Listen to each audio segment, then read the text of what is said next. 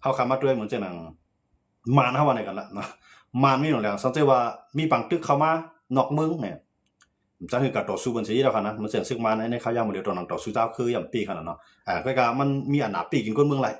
มีอนาติกกินก้นเมืองไรนะที่ก็ขี่ก็ในมาด้วยกัมพูชาในก็เฮ็ดก็ขี่จำใจนั่งขี่สังเกตว่ามีต่างเมืองเข้ามาตึกในกัมพูชาในก็เขาก็หาไทยกับมังมันในข้าดังสาวันปลายซุ่มนาลีนาตีตั้งนำตั้งหลายกันเนาะอันนี้ก็เขาก็หาเนาะอันนี้ก็เลยว่าปีกินก้นเมืองถูกเก่าไรก็ว่าอำปีตัวผู้เขียนนอกเมืองไรก็ในมาด้วยลาวในสังเกตว่าต่างเมืองมามังมันในลาวก็มันเดี๋ยวจากคิดตัวไรกันเนาะสังเกตว่าต่างเมืองมามังมันซึ่งมันได้นำว่าลาวเนี่ยยังกองกลางมันก็ได้นำว่าก็การเป็นคลองอันหมดสภาพนั่นค่ะเนาะเป็นคู่ของเก่าเหมือนเจ้าหนังซัมปันสหภาพโซเวียตเนาะซึ่งว่าดีเขตซึ่งว่าดีรัสเซียก็การมันติดก้นเมืองไรก้นเมืองได้ถึงจังหวัดกำลังการเมืองมันถึงเมืองลาวเนาะก็ให้กับต่อสู้ต่างเมืองต่อเมืองมังกันได้ก็เต็มปีเหมือนกันนะเมืองเสียนจีดก็เขียนในกำลังนั้นมันเต็มปีกินก้นเมืองไรก็มันเต็มปีอะไรแห่งต่างเมืองต่างว่ามังกันติดๆกันเนาะป้ายมันมีคำขึ้นเบิ้ลเขาดูนะเฮ้ยมันจะไหนแต่ว่าเขาคำว่าด้วยดีนะย่านั่นไหนมันเมียงโคเมียงพายกันพายได้พายนึงเนาะ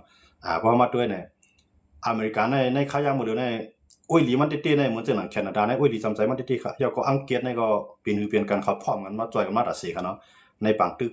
เมื่อในปังตึกป่านไรเสียมว่ากันเนาะตั้งอเมริกันตั้งอังกฤษเขาก็จ่อยกันมาแคนาดาเจ้าในก็พร้อมได้จ่อยกันเนาะมันเจ้าหนังเดนมาร์กเจ้าในพร้อมจ่อยกันมาคุยกันวันมื้อนั้นได้พิษกันนั่นค่ะเนาะพิษกันลองก้อนนึงนั่นเองกับหิมะเมืองถ้าก้อนนึงเอาเขาอ้างว่าผู้ทำเอาก็รัสเซียเดี๋ยวเอาขีดเอาเนี่ยอเมริกันในใจล็อกไล่ในนั่นค่ะเนาะตัวนู้นทำกันนะแต่ว่าเพื่อเขามาด้วยดีในลูกโครงการเขาในมันไข่กับเนี้ยต้านว่าเผยปีมันอยู่เว้ยนั่นขนาดเนาะว่าเผยปีมันอยู่เพิ่มปีของกลุ่มผู้น่ะมันไข่กับไล่นั่นขนาดเนาะแต่ว่าปักเปิงวงการซึ่งเมืองว่าก็มันทอดเมียดมันจึงกูปอกได้มันจะมีเผยเย็ดพิษเผยลูกล้ามเผยมันจะมีลุงตลาดจัดจึงลุงผ้ามาเทียบตัดปันว่าเผยพิษเผยถูกก็การโมเดลในเพื่อกับเทียบตัดปันก้นผ่านเมืองเล็กที่ในใดมันเทียบตัดไรก็ว่าเดี๋ยวเทียบตัดปันเมืองใหญ่เขามีเห็นแห้งในเขาผมย่อมพับโมเดลในพวกผมย่อมพับในก็ไม่ได้จะแห้งซึกนะครับเนาะเพราะคำว่าตัวแทงในดูโนท่านในมันสุกยุงจอมกุมเมืองครับโมเดลในนะมันสุกจอมกุมเมืองว่าจะเป็นเดนมาในว่าจะเป็นยุโรปในอะไรพวกปัญหามันสร้างไว้เคียงไว้กับในรัสเซียเนี่ยมันมาสู้หลายกัมแล้วก็การมันเกี่ยขายอะไรผมเกี่ยขายอะไรเนี่ยก็มันก็เย็นไปมันก็เย็นเปียกนะครับเนาะหมดเลยก็มีลองจอยแถมตั้งยูเครนปล่อยให้ยุโรปเขาจอยนะครับเนาะมีสั่งตั้งอันจอยแถมตั้งยูเครนตีครับเนาะก็ปล่อยรัสเซียมองยูเครนเต็มตียูเครนเนี่ยก็ยากกินน้ำหนักครับเนาะหมดเลยนะยูเครนก็ซึกก็ไปเนาะไปก็มีมันยามมหาอำนาจอะไรก็ไม่มหาอำนาจทำแทงภายอันจุกอยู่ภายยูเครนนะครับซ้ำกึดลองจอยแถมไปนั่นขนาดเนาะจังว่ายุโรปก็เนี่ยก็เดลจอยทั้งสองภายตั้งหนึ่งก็ยูเครนก็หลูขับพ้องหลูจอยแถมแทงด้านหนึ่งก็ตั้งอเมริกันก็สมิบมาเนี่ยแต่ว่ายุโรปก็สุกซักข้างกุ้ยเขานะครับเนาะก็ในเขาขาขึ้นมาด้วยแทงว่าตั้งตะวันออกกลางแทงเมืองหนึ่งมันจะนะอิสราเอลและปาเลสไตน์เนาะอิสราเอลและปาเลสไตน์นี่เป็นจุ่มหามาดครับว่าเนาะก็อยู่ในเมืองปาเลสไตน์ที่ในอิสราเอลเนี่ยก็อเมริกันและตั้งอิสราเอลเนี่ยมันมาพิจใจกันลองตีเตมาอุปเปิงพ่องงามเมืองปาเลสไตน์นะครับเนาะก็ในตัวเตียนซึกอเมริกาในตัวเตียนซึกในตัวเตียนอิสราเอลอเมริกันเนี่ยมันนับป้าดีนะครับนะเดี๋ยวเอาป้าตุรกีแล้วก็เดี๋ยวป้าไว้อังกฤษเนาะก้นเก่าของอังกฤษจอมพ่องหลวงก็เก่าของอังกฤษค่ะเนาะแล้วก็เดี๋ยวป้าไว้ยุโรปในหลายเมืองค่ะเนาะอันเดี๋ยวเขามาจอยปกป้องนะป้าอเมริกันเป็นที่หนึ่งตัวโน้ตทำเลยกันนะเดี๋ยวเขามาก่อตั้งวันรวงปองซึ่งปาเลสไตน์แต่เดี๋ยวมาอุปเปิงที่พุทธิฮามาสนะครับเนาะกำไรอเมริกันเนี่ยห้องป้าอิสราเอลครับเนาะกำไรอิสราเอลก็ป้อใจดีนะป้อใจเนื้อตัวโน้ตทำนะครับเนาะป้อใจว่าเฮียงเลยเข้าเป็นคู่ต่อสู้กันกำซื้อในมือเขาบางตึกเขาก็เป็นคนกดตึกกำไรบางตึกในเย็นกว่ายาวแห้งเลยแต่ได้เกี่ยขายปัญหาปาเลสไตน์เนี่ยป้ากวนอิสราเอลล่ะนั่นก็อิสราเอลของป้อใจอิสราเอลนี่ก็ห่างเฮียนอิสราเอลนี่ก็ห่างเฮียนตับซึกได้ขึ้นเข้าดีในเมืองปาเลสไตน์ทั้งกำหนึ่งค่ะเนาะในเมืองฮามาสทั้งค่ะเนาะมองว่าอิสราเอลนั่นก็ห่างเฮียนซึกขึ้นค่ะดีในมันก็ได้ขึ้นอุบัติขึ้นเนาะที่ในประธานาธิบดีโดนัลด์ทรัมป์เลยเบนจามินเนทันยาฮูเนาะผู้นำอิสราเอลทั้งผู้นำอเมริกันเนี่ยเขาเป็นหุ้ยดีจำใจกันแล้วก็ทั้งสองฝ่ายก็จอยกันมากค่ะเนาะก็กับปอกกับนายซ้ำอเมริกันซ้ำนับป้าอิสราเอลและอิสราเอลเนี่ยป้อใจดีในนั่นค่ะเนาะอย่างไรทำตาเดมาตั้งลงปองจึงปาเลสไตน์ตาเดมาอุปเปิงพ่องงามเมืองปาเลสไตน์และพื้นที่ฮามาสเนี่ยแต่ได้เขาเกี่ยขายจะได้ขึ้นวนมีเฮ็ดสร้างขึ้นเปลี่ยนเมืองใหม่นะอย่างไรอัมป้าซึกอิสราเอล ป้าเมืองอิสราเอลป้าคนเมืองป้าลุงปองจึงอิสราเอลนะครับเนาะกำในอิสราเอลนั่นก็ที่ห่างซึกเข้าหามาทางกำหนึ่งนะครับเนาะนั่นเด็กก็มันตึกอยู่วงกลางที่ตั้งโดนัลด์ทรัมป์เลยตั้งเป็นจะมีเนทันยาฮูตึกเสียกาสิโฮนะครับเนาะเพราะว่าเป็นจะมีเนทันยาฮูเขามามีศูนย์รวมต้อมเลยนั่นก็ตัวแทนของลุงปองจึงอิสราเอลเขามามีศูนย์รวมต้อมเลยอเมริกันเนาะที่เข้ามาป้าเนี่ยก็มันก็ได้อุกคักตอนที่จะได้วางกองกลางจุ่มฮามาสขนาดมือเลยในฮามาสเนี่ยไปวางกองกลางนะเขาตึกตกลงกึดตึกกันก็เพราะว่าเป็นจะมีเนทันยาฮูได้เข้ากับว่าฮามาสย่อมก็ได้ขึ้นสิเป็นบางตึกแห่งในปาเลสไตน์ครับเนาะบางตึกในเขากึดกันมาใน2ปอกเนาะในเป็นปอกที่2เพราะว่าปอกแทงในปอกในเป็นปอกที่3ก็บอกว่าให้ยาตับซึกฮามาสตั้งเสียงแล้วก็เอาเมืองยุโรปเขาหลายๆเมืองเขาเนาะมันเช่นป้ารังตุรกีป้ารังกาตาร์ป้ารังโอมานเนาะหลายๆเมืองเขาอยู่เนาะที่เขามาโฮมป้ารังอังกฤษเนาะแล้วก็เยอรมันที่เขาจะในที่เขามาโฮมมาเนี่ยแล้วก็เกียรติเขตด้วยปันก้นเมืองในเมืองปาเลสไตน์แล้วก็เอาเจ้าตื้นล่างทั้งหลายจะนั้นมาขึ้นเฮ็ดสร้างขึ้นสร้างเมืองใหม่ขึ้นมาเนาะย้ายไปดันเก่าทั้งเสียงเนาะแล้วก็ขึ้นสร้างเมืองใหม่ทั้งหมดก็กะว่าเตรียมเลยมีจุ่มอยู่กองกลางจุ่มหลายจุ่มเดี๋ยวเลยว่างกองกลางก็กะเดี๋ยวเลยมีซึกปาเลสไตน์เขาอันไปเกียรติเขตตัวเก่าในอเมริกาเขาได้ใจลอกไล่ในเขาเนาะเขามาปกตั้งมันนั่นขนาดเนาะหลวงปองจึงก็เป็นหลวงปองจึงต่างเมืองเขามาจ้อแม้กำในก้นเมืองปาเลสไตน์เขามาจ้อแม้โฮมมันเป็นหลวงปองจึงไว้ก็กะจุ่มอยู่กองกลางอันตึกกันยี่กันในเมืองปาเลสไตน์ในเมืองปาเลสไตน์อันอยู่ในพื้นที่ฮามาสอันก็ให้วางกองกลางเสี่ยงๆนะครับเนาะอันนั้นได้เฮาได้เจอทางว่า2มันได้ตกลงกันได้เนาะทั้งมื้อนี้เพราะว่าอเมริกันเนี่ยยอมให้อิสราเอลเขาเนี่ยยอมให้อิสราเอลเขาว่ามีส่วนร่วมในการก่อตั้งผู้อุปเปิงพ่องงามเมืองของปาเลสไตน์ครับเนาะเพราะว่าอิสราเอลมีส่วนร่วมในอิสราเอลเนี่ยได้รัฐอิสราเอลรัฐว่าได้ใช้ยังซึกเทียงกำนึงเพราะใช้ยังซึกกำนั้นได้มันก็ได้เป็นบางตึกกันหาวแห้งหรือเก่าทั้งนั้นขนาดเนาะแต่ว่าอิสราเอลนี่ก็ได้ใช้ลอกไล่ในทางนึงครับเนาะเพราะคำว่าด้วยที่ไหนบอกว่าในลูกโครงการเขาค่ะในมันได้10ในกว่าในมันได้เป็นบางตึกที่ครับเนาะเหมือนเจังอ้อยลีก็ไปวางใจอะไรจังบางขึ้นน่ะเนาะมันเจังผู้เขียนก็จังเป็นอ้อยลีกันก็จังเป็นไรนั่นค่ะเนาะเงาลายกับปานเมืองมื้อเหลียวในเผามีแห้งซึกเผามีแห้งกองเผามีแห้งพร้อมโฮมซึ่งนั่นก็ได้อยู่กับเดียนั่นขนาดเนาะแต่ว่ามื้อเหลียวในเพราะว่าโดนัลด์ทรัมป์ใจล็อกไล่อันว่าได้ยึดเอาแคนาดาได้ยึดเอากรีนแลนด์เพราะว่าโดนัลด์ทรัมป์เฮ็ดได้ขี่ในก็ได้จังเอาเข้ายามดีเลยเข้ากับยึดไต้หวันนะเพราะอเมริกันในสุกตั้งในตั้งปุ่นก็อเมริกันเดิมจังกับจ้อยเนี่ยขี่ก็จังยึดไต้หวันก็จังเป็นไรครับเนาะกำในรัสเซียก็ได้ยึดยูเครนมันได้กับไล่ในครับเนาะตรงว่าในเขาซามมหาอำนาจในภายใครเมืองไหนก็มันได้เข้ากับฮีมอนะย้อนเบื่อในมันมีไฟต่อสู้แล้วเนาะมันจะหนังมันใครมันจะเฮามันจะหนังขี่ใครเมืองมันใครสุนแล้วมันก็ได้ปล่อยตัวเตี้ยมันเข้ามายึดเอานั่นขนาดเนาะมันได้เป็นจังนั้นก็เนาะมันจึงว่าทั้งไต้หวันเนี่ยกำในเกี่ยวปานในกำในเขาขาขึ้นมาด้วยในเอเชียในเกี่ยวปานในก็ได้ขึ้นพื้นตูขึ้นยังกำกันเนาะเมื่อในเอเชียในมื้อในโอ้ยดีจำใจอเมริกันในคือเกี่ยวปานก็นะคือเกี่ยวปานก็ยก็เกาหลีใต้ก็ตึกมีอยู่เองก็เข้ามาด้วยเกาหลีใต้ใน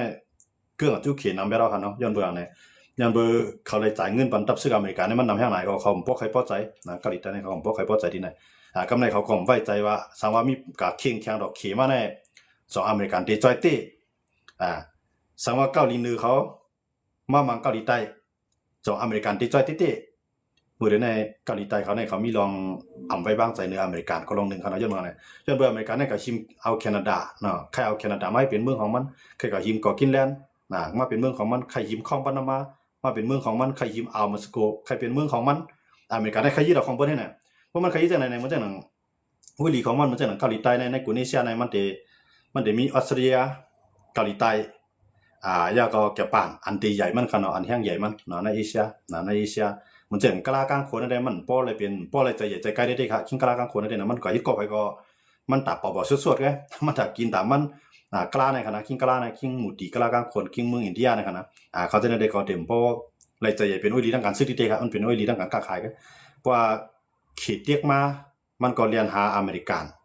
เพราะอเมริกันเตียกมาก็เรียนหาขี่ก็การจำใจเตี้ยๆมันเป็นรัสเซียให้ไหนขนาดมันเท่านั้นนะก็การอันอเมริกันเมืองต่างได้มันจะมีอยู่3เมืองอันหลักๆมันเนาะอันมีเคียงในอาเซียในเอเชียเกาหลีใต้เกี่ยวป่าเนี่ย แล้วก็ออสเตรียค่ะเนาะในส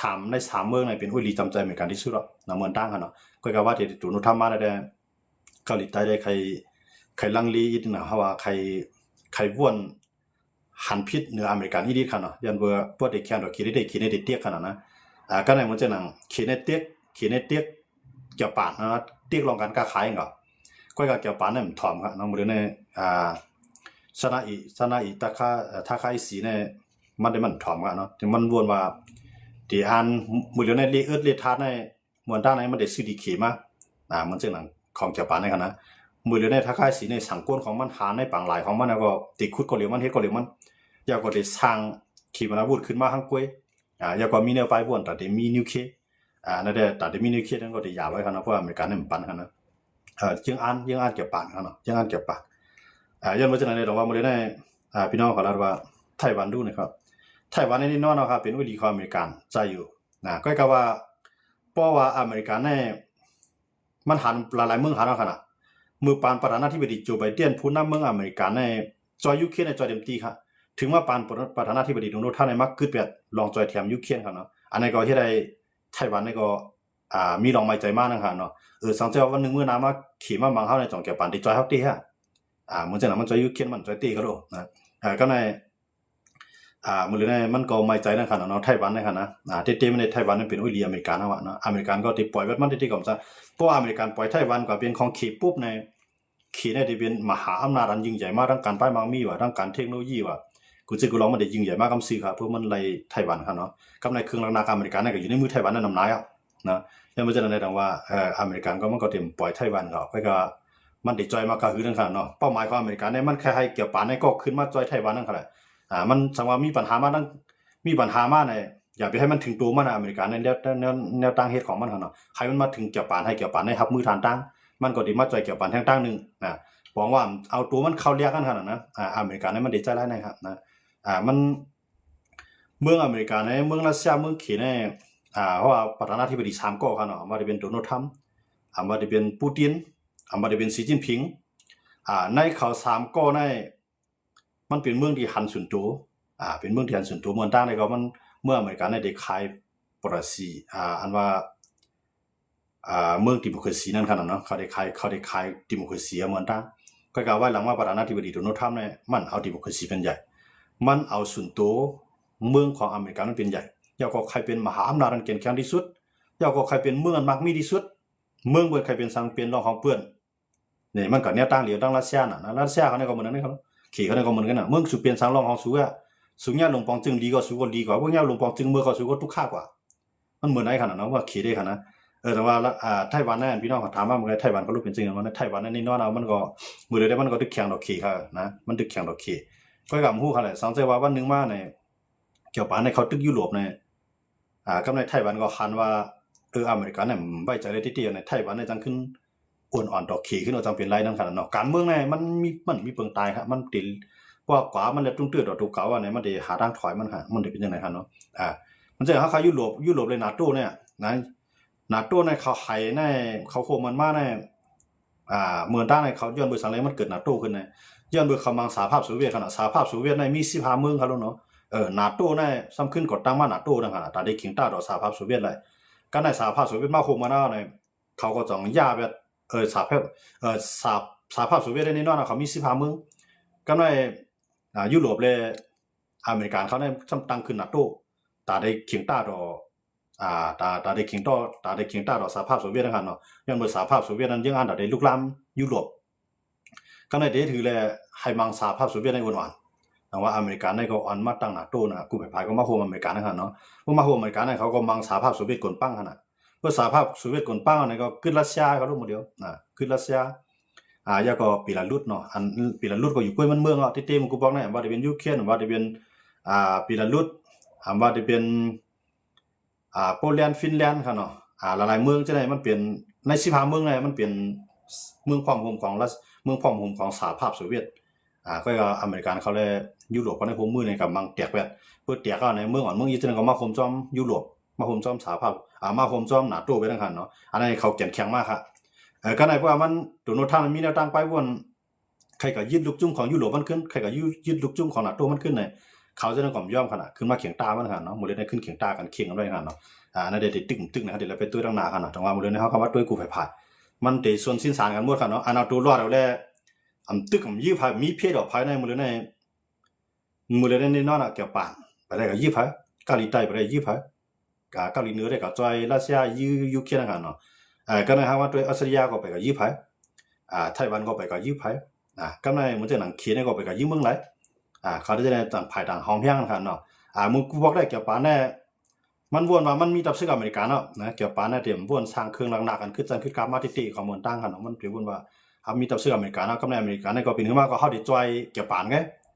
เครื่องหนักๆซึ่งก็เขามีแต่แก่คิดดูเก่าไว้เขามีแต่ได้ลุกลามหมดเลยนะครับเนาะคุยกับวันมื้อนี้เขาหันว่าตัวหนังยุคเคียนใน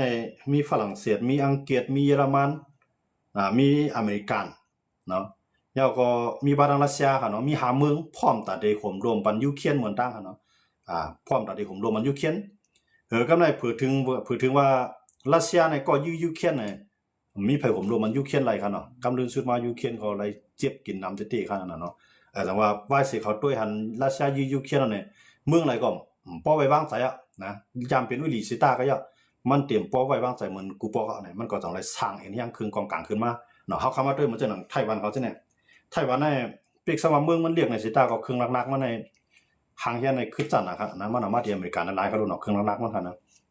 ก็ในเกี่ยวปานในทำวนว่าเข้าในเมืองเรียกเมืองนึงเอาของพ่อจะว่าเรียกที่ติ่งเอาในกุนิเซียในเขามันเรียกว่าเป็นเมืองที่มีอาณาเมืองนึงของเขาเนาะก็การมันย่าอเมริกาในมาตอนแบบไทยมันเรียกนั่นขนาดเนาะที่ในเกี่ยวปานในกูบอกในเป็นเมืองทุกล้านเมืองเพิ่นว่าเกาหลีใต้เกาหลีเหนือว่าปารังเมืองตุ้มตัวนั่นค่ะเนาะแล้วก็ปารังเขญาเกี่ยวปานปีกินบ่เอาจังเนี่ยนะงอโคไลเหมือนตั้งเลยค่ะนะเกี่ยวปานมังเอเชียเนี่ยเขาว่าดีง่ายๆมันค่ะเนาะเกี่ยวปานมังเอเชียกำในฝรั่งเศสก็มังยุโรปกำในทางด้านหนึ่งเยอรมันก็มังดังยุโรปเนาะทั้งเยอรมันทั้งฝรั่งเศสและเยอรมันเนี่ยเป็นตัวอันลูกหลานมันเมืองเพิ่นกำในอังกฤษก็มาลูกหลานเอเชียก็อังกฤษในค่ะเนาะมายึดอินเดียมายึดปะเมืองตุ้งๆก็เมืองจังได๋เป็นเมืองล้านนิคมเป็นเมืองลูกหลานของเมืองเพิ่นนั่นค่ะเนาะเหมือนตั้งค่ะเนาะก็กะว่าเขามาซุ่มปังตึกตัวอเมริกันว่าเกี่ยวปานก็อังกฤษก็เนาะเขาจะได้สหภาพโซเวียตจะได้เขามาซุ่มยามเกี่ยวย่อมเพื่ออเมริกันหมดอ่ะนะสหภาพโซเวียตแตกก็ย่อมเพื่ออเมริกันอ่อนหัวต่อสู้กำในเยอรมันกวยก็ย่อมเพื่ออเมริกันและอังกฤษเขาคงไม่ต่อสู้กำในอังกฤษซุ่มกันก็ย่อมเพื่ออเมริกันนั่นก็มังอังกฤษเลยถอยเนาะว่าอเมริกันนี่เป็นอันปังตึกลุงภาพก็กำ2นี่เป็นอเมริกันนี่เป็นไผปีครับเนาะเพราะว่ากูไผมันจะหนังเกี่ยวปานอันยามกับคินิติกเตียงเพิ่นก็เลยถอยเนาะอันมากูติเตียเนาะเกี่ยวปานก็เลยถอยอังกฤษก็เลยถอยเยอรมันเลยถอยสหภาพโซเวียตเลยถอยแต่ว่าอเมริกันหลายครั้งนะที่กับออนฮูเบิ้ลในเมืองตั้งค่ะเนาะออนฮูเบิ้ลในก็เมืองใหญ่อเมริกันเนี่ยที่กับจู่ต่างน้ำต่างเมืองมามังเบียดเนาะเมืองอังกฤษแข็งแข็งอเมริกันก็หาไว้ลีก็ทุบอังกฤษสหภาพแข็งแข็งอเมริกันก็กับโฮมเยอรมันโฮมอังกฤษมังสหภาพโซเวียตเนาะเมื่อเยอรมันแข็งแข็งอเมริกันกับโฮมสหภาพโซเวียตได้โฮมนั่งขี่ก็มังเบียดเยอรมันอันนี้อเมริกันในหลายๆครั้งในที่ออนฮูมันกันนะแต่ว่ากำลังอันที่เฮ็ดให้มันสุกยุ่งในเฮาคำว่าด้วยกำไรทำแบบที่เป็นอเมริกันก็เฮ็ดให้มันสุกขึ้นนะอันเฮ็ดให้มันดีได้มึงก็บอกได้มือปังตึกลุงภาพบ่คำสอนได้อเมริกันเนี่ยเป็นไผปีเนาะมันเปลี่ยนเฮ็ดให้เมืองเจอลูกลามมันก็ถอยนะจะปานเบิ่งถอยมาก็ปรมาณูมัง2ลูกก็เลยถอยย่ำซุ่มปังตึกนะอันก็ยังอันแฮนซึกว่าเมืองมันกุ้งเมืองถอยยังซึกมาหมดอย่างก้าเนี่ยเลยขึ้นหยอมันกุ้งเมืองค่ะนะแกปานเลยหยอเมืองเบิ่นนำหนาเนาะอังกฤษก็นั้นอังกฤษก็เลยถอยเนี่ยก็ถึงมาปี2026ในอย่างนั้นน่ะ2026ในอย่างนั้นน่ะ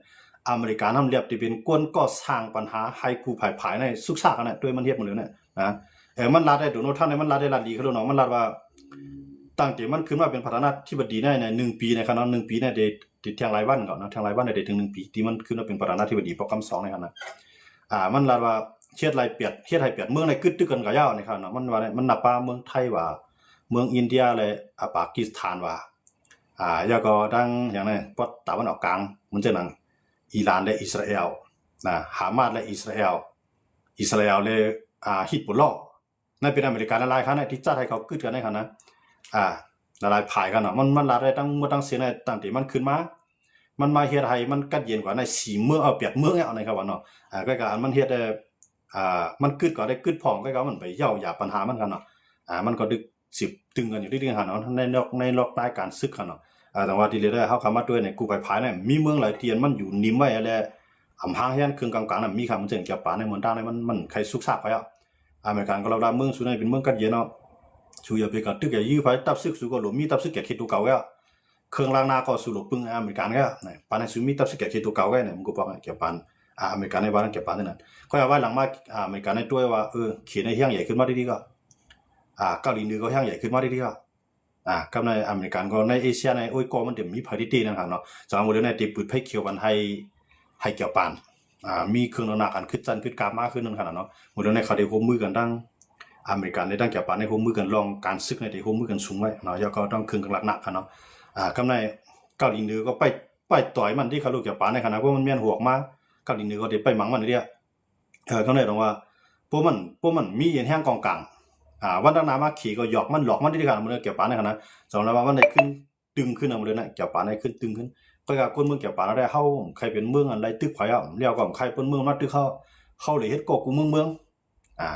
งเอาการป้ายบางมีเป็นใหญ่นะคนเมืองเกี่ยวปานได้ส่วนใหญ่ได้เข้าหันจังนั้นก็การลงปองจึงเกี่ยวปานซำบ้าจังนั้นนะครับเนาะลงปองจึงเกี่ยวปานหันว่ามือเหลือในขี่เขาแห้งใหญ่หน่อยยาวเกาหลีเหนือแห้งใหญ่ขึ้นกูวันยาวกำในอเมริกันก็เฮาด้วยนะจังมันติจอยเฮาได้เตะผู้hamปีตูไรเฮาลูกปีตูเฮาก็เลียวเฮาเนี่ยสมีแนวทางป้ายพ่วนใครสร้างแห้งซึกขึ้นมาให้แข็งแข็งกำในหรือสร้างแห้งซึกแก่ขีดตัวเก่าเนี่ยให้สร้างแห้งซึกส่งออกนอกเมืองเลยจังเปิ้นเพราะว่ามันเปลี่ยนจังนั้นมาเนี่ยมันเกี่ยวตังในเมืองไหลมันได้ก็ได้กับตังในเมืองนั้นเพราะเมืองแหลมย่อมก็ได้ตึกมันได้จังใจหลายนั่นเนาะเกี่ยวปานในขณะเพราะมันกี่ตัวมันไหลขึ้นปอกกำในขณะว่าอยู่ที่ก้นเมืองของมัน2ได้ย่อมกันมันแต่ได้เฮ็ดจังนั้นไล่แต่ได้ส่งแห้งซึกออกนอกเมืองไรเนี่ยเขาได้ไล่เขียนเขาได้ไล่กี่ขายแบบของนอกเมืองสูงสุดของเขาอันอเมริกันมาเขียนแต้มมันเขามือหลาย10 ปีป่นมานั่นขนาดเนาะเพราะว่าเขากี่ได้ตรงไหนเนี่ยเกี่ยวปานมันจะงั้นเกาหลีใต้ก็เอาเกาหลีเหนือเนาะเกาหลีเหนือขี่ได้ดินลาดว่าพวกเกี่ยวปานในเชียงแหลมใหญ่มากมือเลยเนี่ยขี่ในเด็กเตรียมด้วยหลายนะครับเนาะขี่ในลาดว่าเตรียมด้วยหลายสังเกตว่าเกี่ยวปานมีเนี่ยป้ายบนเด็กเฮ็ดนิวเคลียร์หมดเลยขี่ในเด็กมังไปทานตั้งเนี่ยอย่าไปเฮ็ดให้ขี่ในขึ้นลูกอย่าไปเฮ็ดให้เกี่ยวปานในลูกล่างไปไรแท่งนะขี่ในว่าไว้จังนั้นครับเนาะมือเลยเนี่ยว่าขี่เกาหลีเหนือในโฮมมือกันไปเตี้ยเกี่ยวปานในเอเชียนะครับเนาะเพราะว่าเตี้ยเกี่ยวปานได้ในเพราะเกี่ยวปานในขึ้นมายิ่งใหญ่เนี่ยมันได้มาพอยอุลีของมันนะครับเนี่ยนะเกาหลีใต้เนี่ยออสเตรียเนี่ยก็มันดิ่มดีเนี่ยเข้ามาโฮมในอาเซียนนั่นเนี่ยเกี่ยวปานนั่นไม่ได้ครับเมืองในเกี่ยวปานในเป็นเมืองที่มียอดีที่สุดในลุมฟ้าเอาในลุมฟ้าจะในเอเชียก็ว่าอะไรครับเนาะในกลุ่มเอเชียในมันเลยว่าเทคโนโลยีมันเลยว่าขึ้นกาวเลยเพิ่นนะครับเนาะจังว่าอันนั้นเข้ามาด้วยที่ในเงาลายของเกี่ยวปานนั้นที่ขึ้นตึงทางกำนึงเนี่ยอันนั้นได้ไปด้วยเพราะว่าถ้ากายสีในยุบสภาน่ะหมายถึงว่าคือลือสภาโจข้าวหรือว่าเอาอำนาจปันคนเมืองให้คนเมืองขึ้นเข้ามาเลือกตั้งพวกมันปีขึ้นมาทางกำนึงเนี่ยมันได้แข็งหรือไหนครับเนาะนะเรียบเลยไปด้วยทางเกี่ยวปานได้ครึ่งหลายๆครับเนาะแต่ว่าเอาเข้ามาด้วยเมืองเฮาคันนั่นเนี่ยขี่นี่ก็มันจะอยู่หลายครับนะขี่นี่ก็หางเฮียนเครื่องนักๆมันในขึ้นกราบเนาะเจ้าค่ะขี่นี่ครับนะใครก็ว่ามันสังว่าเนี่ยปังตึกเตะได้เฮาบ่ได้ทางเขารู้เนาะขี่นี่เนาะเพราะว่ามันก็ตึกเมืองไหลในก็มันไปแล้วก็ตึกเตะมันส่งเครื่องกองกลางก็ได้หลายๆเมืองได้พอมีน้ำกัดครับเนาะส่งกับปานเวเนซุเอลากำลืนมาก็ยื้อหลายสิลูกนะเครื่องที่กำลังกาหาวนั่นครับนะส่งมาปันกัมพูชาก็เอามากองไว้ละลายมันยื้อได้มันตั้งยื้อได้ไทยก็ยื้อแบบแท้ก็ในขายบันไทยก็ยื้อมันจะนั่งกาแตงนะครับเนาะกาแตงมันเดี๋ยวยื้อมากองอะไรก็รู้เนาะเปียงมากองแตกเปียงกองแตกซึกไทยก็มาเจ็บกว่าต้องว่ามื้อนั้นเครื่องเทคโนโลยีของเขตได้เพราะว่ามันโฆษณาว่ามันจ่องหยาได้แก่หลายอยู่นะก็การอันเปิ้นเอากะใจจังได๋กำทำได้มันตึกเปลี่ยนอันลองรู้ซุ่มนำนั่นค่ะเนาะมันตึกบ่มาแต่ด้านอเมริกานี่มันไปขึ้นซ่านอเมริกาได้ง่ายเนาะเขตเนี่ยก็ว่าป้ายมังมีที่เฮาของจังหวัดค่ะเนาะป้ายมังมีในหมดเลยในเมืองไหนมีปัญหาต่ออเมริกันปุ๊บเขตในเรียนเขาคนเดียวเนาะเฮาเข้ามาตึกมันจังหวัดแคนาดาเนี่ยมีปัญหาได้ต่อหากาคือแกเนาะมันไปเลยตึกกันก่อนมันไปแล้วมีลองซึกกังเสมียวว่าเขตในพวกเขากามเร็วขนาดเขตในเรียนน่ะพอบนมีปัญหาปุ๊บในมันการคำเร็วเขตเนี่ยค่ะนะมันจังนำมาเลเซียเนี่ยมาเลเซียหมดเลยในอาเซียนเนาะค่ะนะอันแข่งกันซึกกันเต็มอยู่2เมือง2เมืองก็เป็น4เมืองค่ะเนาะ2เมืองในไทยในกัมพูชาเนี่ยก็ไปยาวเขาตึกเคียงได้ค่ะนั่นน่ะมันเป็นการกึดตึกกันแกกำไรที่มีทางอินโดนีเซียและมาเลเซียค่ะอันนั้นก็เคียงแห่งซึกกันไว้เคียงไว้ค่ะเนาะอินโดนีเซียและมาเลเซียกำไรอินโดนีเซียและมาเลเซียในคายชิมีสังกันในคายชิมปังหลายนี่ก็ค่ะนี่ก็ชิมปังหลายกำไรอินโดนีเซียในส่งแห่งซึกมาเนาะกำไรมาเลเซียว่าเขาเป็นเมืองเล็กก็ห้อมยอมนะมันที่มาเลเซียนี่มันดันอินโดนีเซียในอาเซียนเฮาค่ะ10เมืองได้11เมืองก็ยังบ่ได้เนาะที่มีอยู่11เมืองมันได้มีป้าไว้ บรูไนและติโมนะครับเนาะอันได้เข้ามาใหม่บรูไนได้เข้ามาหลายปีติโมเข้ามาคำลืนที่มีอยู่11เมืองประมาณนะครับเนาะใน11เมืองก็ในอันเอ็นเฮียงซึกใหญ่ที่สุดในเป็นเมืองหลายๆในอาเซียนครับ10เมืองในที่เป็นอินโดนีเซียครับเนาะเพราะว่าอินโดนีเซียในหิมน้ำกันดังมาเลเซียก็แล้วว่าเข้าพร้อมแต่ที่ตึกอินโดนีเซียสังเกตว่าอินโดนีเซียลุกล้ำน้ำมาเนี่ยจึงอันว่าอีกว่าหิมนั่นก็จีสั่งซึกหางแฮนตุตามไปนะครับเนาะเพราะว่าเคียงกันซึกกันไว้ในปังหลายกับในกัมพูชาในไทยเนี่ยก็เคียงกันไว้นะมันหมดเลยในมันในอาเซียนนะครับเนี่ยที่มีอยู่4เมืองครับเนาะเปลี่ยนไว้2ตีนะครับเนาะอินโดนีเซียมาเลเซียแล้วก็กัมพูชาในไทยเนี่ยอันนี้ก็เคียงกันไว้ครับเนาะทั้งลาวเลยกัมพูชาก็มีจังหวัดครับเนาะจังหวัดในอาเซียนนะครับได้สังวัดตึกกันมาได้เนี่ยอันที่ลิดด้วยก็จะเป็นอินโดนีเซียเลยมาเลเซียนั่นกันเลยนะมาเลเซียเนี่ยก็เคียงซึกมันก็ใหญ่นะมันดีใหญ่หรือไทยกันนะมาเลเซียกันนะก็เนี่ยแล้วก็อินโดนีเซียน่ะดีใหญ่หรือเปล่าเนาะใหญ่หรือเวียดนามแทนกันนะอินโดนีเซียเนี่ยกันนะใหญ่หรือเวียดนามแทนว่ายังซึกอินโดนีเซียในแก่นแข็งว่าอยู่เนาะว่าเขาคำว่าด้วยที่เนี่ยอันนั้นได้มันติดตึกเขาได้เลยไปด้วยว่าอันว่าจอมพ่องลงอินโดนีเซียแต่ว่าปืนเผาแบบกันเนาะพร้อมแต่ได้ปืนบางตึกต่ออินโดนีเซียสังเกตว่าอินโดนีเซียเนี่ยยอมถอยนะหมดเลยนะอินโดนีเซียเนี่ยส่งขึ้นตึกเข้ามาเนาะส่งขึ้นตึกเข้ามายันไว้น้ำของมาเลเซียแล้วก็อินโดนีเซียก็อ้างว่าเป็นของเขาก็ในมาเลเซียก็ลาดว่าเป็นของเขาทั้งสองฝ่ายเนาะอินโดนีเซียมาเลเซียเนี่ยอินโดนีเซียเลยมาเลเซียเนี่ยขึ้นมาแข่งกันซึ่งกันในอาเซียนเอาคำหมดเลยมีอยู่4เมืองนะครับเนาะ4เมืองนี่ก็ผมจะข่าวว่านะครับเนาะไทยกัมพูชานั่นเนี่ยไปยาวครับก็คือว่าพลเรือนตั้งมาที่เป็นทั้งโยกครับเนาะหมดเลยได้กัมพูชาได้มันใครมีเชียงลูกเกาะซึ่งอะไรหนึ่งในคุณเสียในยอบเขนะครับเนาะเขในปล่อยตัวเตี้ยนเข้ามา